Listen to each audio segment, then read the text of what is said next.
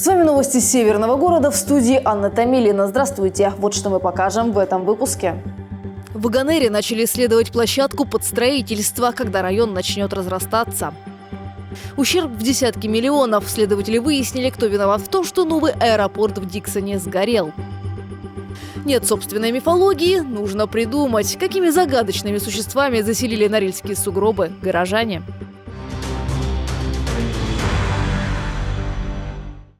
Начнем опять с погоды. В среду в городе вновь разыгралась буря. Из-за метели добраться в некоторые районы вновь стало сложно. Талмахскую трассу по решению ГИБДД для движения открыли еще вечером во вторник. А вот чтобы добраться в аэропорт, норильчане были вынуждены ждать автобусные колонны. Первая из них 15 марта отправилась от автовокзала в 7 часов утра. Норильчане вновь жаловались на то, как людей информируют об отправке колонн. А уже с 18 часов автобусы 31 и 33 маршрутов начали курсировать по расписанию. К счастью, за сутки непогоды крупных аварий в Норильске не было. В четверг, передает Таймырский гидрометцентр, стихия продолжит бушевать. Синоптики ждут порывы ветра до 20 метров в секунду. Ночью температура будет колебаться от минус 5 до минус 10 градусов, днем от минус 2 до минус 7. К новостям реновации. На крупнейшей площадке под строительство начались инженерные изыскания. Речь про Аганер. Первые дома должны вырасти в этом районе уже через 2 года, а в общей сложности все новое там в итоге займет площадь в 11,5 гектаров. Сейчас расскажем обо всем по порядку.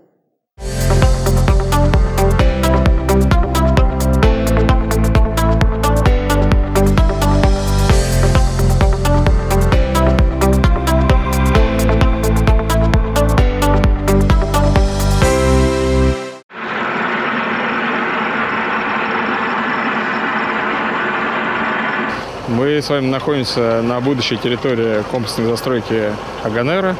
В данный момент вы наблюдаете, происходит изыскание, которое проводит генпроектировщик ЗАПСИФ «Газпром Газификация», а именно их субподрядчики Геогильдия.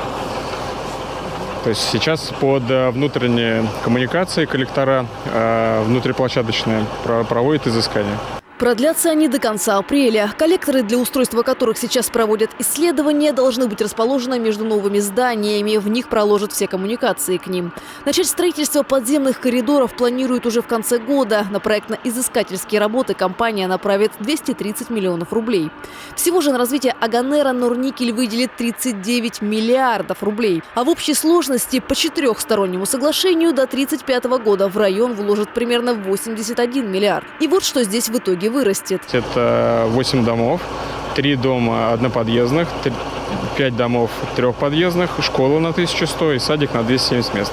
Возводить все это будут в 2 этапа. В 2025 году здесь должны появиться 3 девятиэтажки, школа с примыкающей к ней спортплощадкой и детсад с зоной для прогулок и бассейном внутри. А в 2029 году планируют достроить еще 5 больших домов. Специалисты отмечают, что район собираются сделать максимально комфортным для жителей.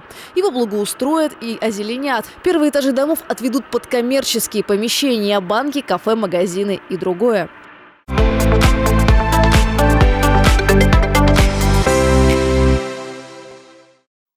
Курс на развитие в Норильске наметили и для городских библиотек и Центра культуры. В зданиях уже идут масштабные ремонты. И как они продвигаются, проверил глава Норильска Дмитрий Карасев. Подробности далее. Мэр Дмитрий Карасев проверил, как идут ремонты социальной инфраструктуры. Осмотрел здание на Ленинградской 7А. Раньше там находились филиалы учебных заведений. Кипела студенческая жизнь, но последние несколько лет помещения пустовали.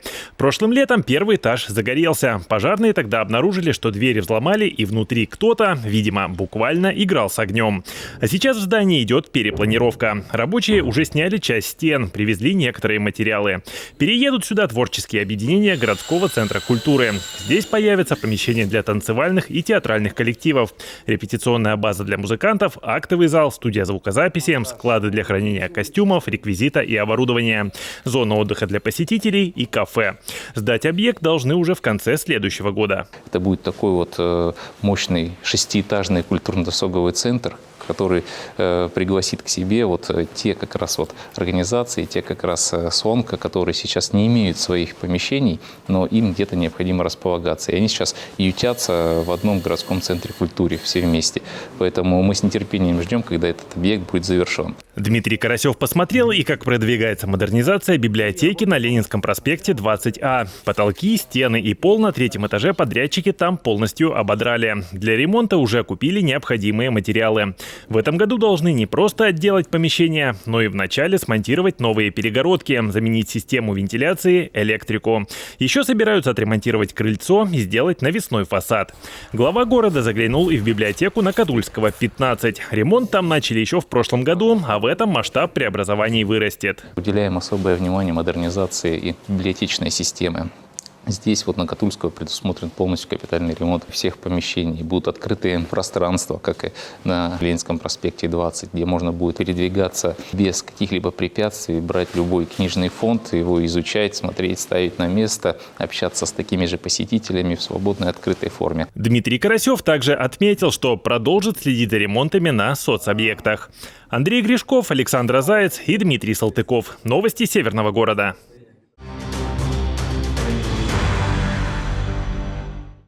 К новостям от стражей порядка. Штраф 2 года исправительных работ или арест на полгода. Такое наказание может грозить бывшему директору Диксонского аэропорта, по вине которого, как выяснили следователи, еще в прошлом году произошел крупный пожар.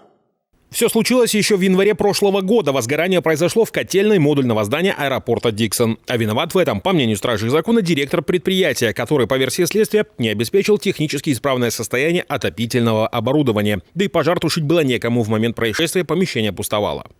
Все это произошло вследствие ненадлежащего исполнения обвиняемым своих должностных обязанностей, который 30 декабря 2021 года, пренебрегая мерами пожарной безопасности, самовольно освободил работников службы авиационной и транспортной безопасности от несения дежурства на территории предприятия и не запланировал дежурную смену в ночь, когда произошел пожар. В результате этого ФКП аэропорта Красноярья был причинен особо крупный материальный ущерб в размере свыше 63 миллионов рублей. Уголовное дело направлено в суд. Отметим, что новый модульный аэровокзал на Диксоне прослужил жителям всего 1 год и 2 месяца. Информационную картину дня города и края дополнит подборка коротких новостей в традиционном дайджесте Северного города. Смотрим. В художественной галерее открывается персональная выставка памяти художника Валерия Кудринского. На ней представлено более 30 его работ, среди них много северных пейзажей 80-х годов. Правительство России выделит 500 миллионов рублей в 2023-2024 годах для снижения стоимости пакетных туров по стране в рамках нацпроекта «Туризм и индустрия гостеприимства». С 1 апреля вместе с полицией патрулировать Норильские улицы начнут дружинники. Первую группу сформируют из 11 человек. Вскоре они получат форму и отправятся в рейды. На севере края в этом году построят 23 дома для оленеводов и промысловиков за счет региональной казны. Из бюджета Красноярья выделили на это более 120 миллионов рублей.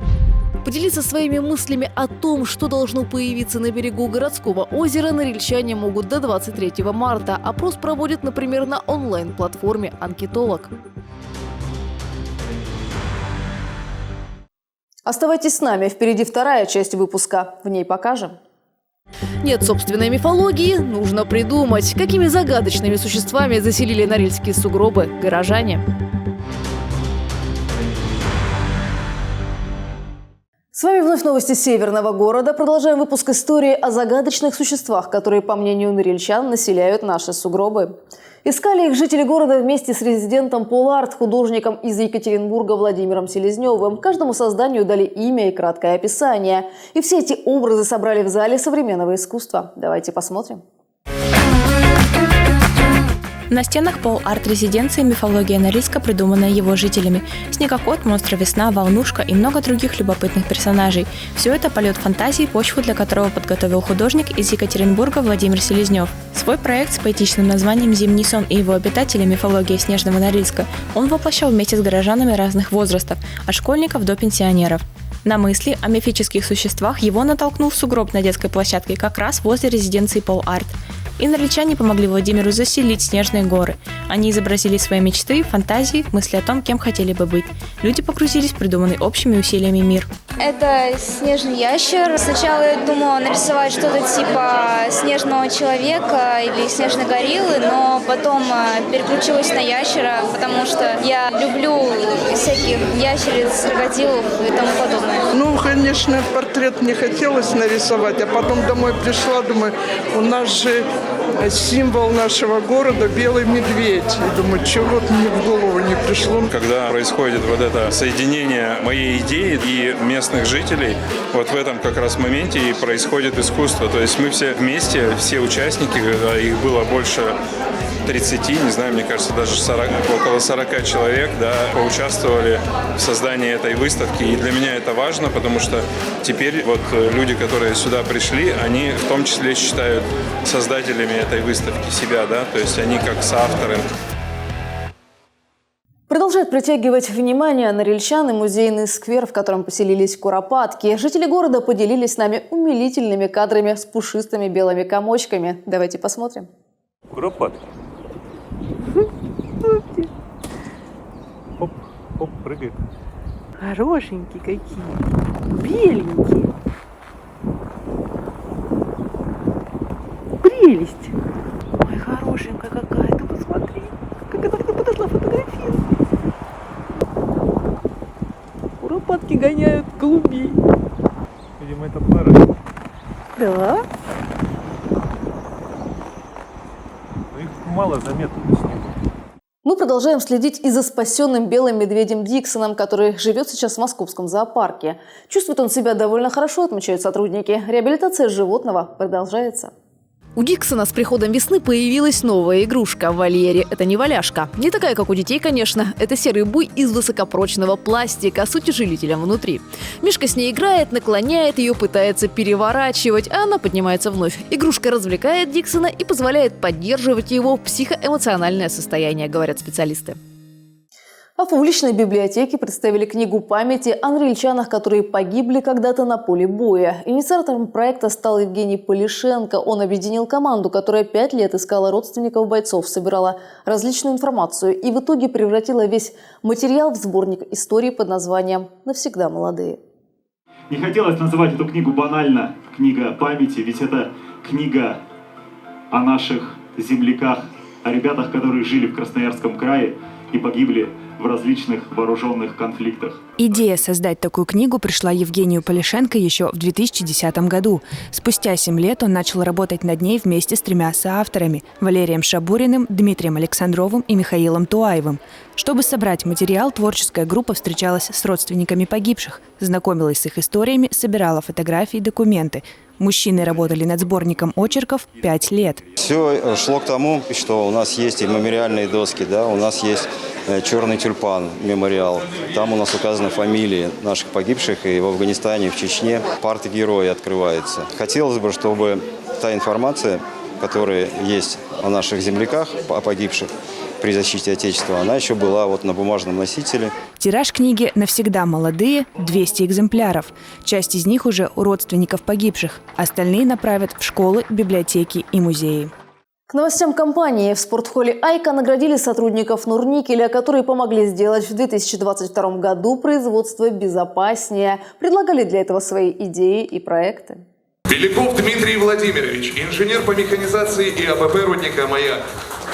Уполномоченный по охране труда, участвует в работе над процессами пожарной безопасности и охраны. Данная практика, она у нас уже достаточно давно реализуется в компании, когда мы по итогам года делаем оценку вклада каждого работника в вопросы развития безопасности и в зависимости от вклада формируем перечень как денежных призов, так и благодарственных писем. А вот последние 2 года мы перешли на вот такое торжественное мероприятие, когда собираем их в нашем замечательном спорткомплексе «Айка» и торжественно вручаем данные награды, говорим слова благодарности и видим, что люди все больше и больше вовлекаются в процессы именно развития инструментов безопасности в Норникеле.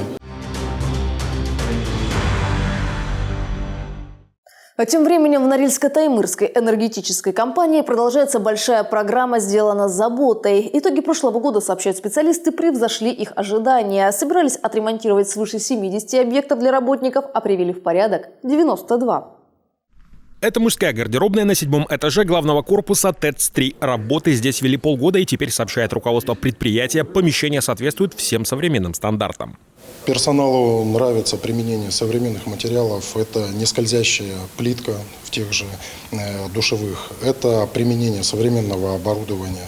То есть наши душевые санузлы оснащены современными сенсорными смесителями, фенами, диспенсерами. Аналогичная работа на ТЭЦ-3 ведется и в женской гардеробной. В апреле-мае начнется отделка еще одной раздевалки предприятия 2 этажами ниже. Вообще, по плану этого года в Интеке собираются отремонтировать 48 социальных объектов для работников в Норильске и Дудинке. Гардеробные, душевые, комнаты приема пищи, бассейны, спортзал. Создание комфортных условий для своего персонала, добавляют специалисты, одно из приоритетных направлений работы в компании. К этому часу все. Наши корреспонденты продолжают следить за развитием событий. Напомню, смотреть наши новости и спецпроекты в удобное для вас время можно на нашей странице на популярном видеохостинге, а также во ВКонтакте. Еще больше информации найдете на сайте sgnorilsk.ru и в телеграм-канале Северного города. До встречи в следующих выпусках.